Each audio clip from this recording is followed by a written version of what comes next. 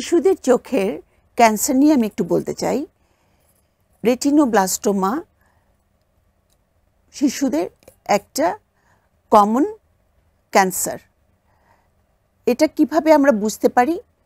শিশুর চোখের ভিতরে বিড়ালের চোখের মতো জ্বলে, অথবা অনেক সময় শিশুর চোখ বাঁকা হয়ে যায় অথবা ফুলে যায়, কিন্তু আমরা এটা বুঝতে পারি না।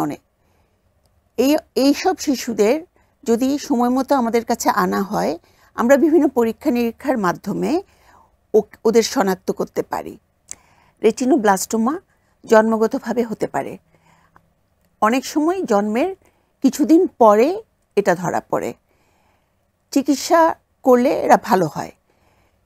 রেটিনোব্লাস্টোমা এক চোখেও হতে পারে, দুই চোখেও হতে পারে।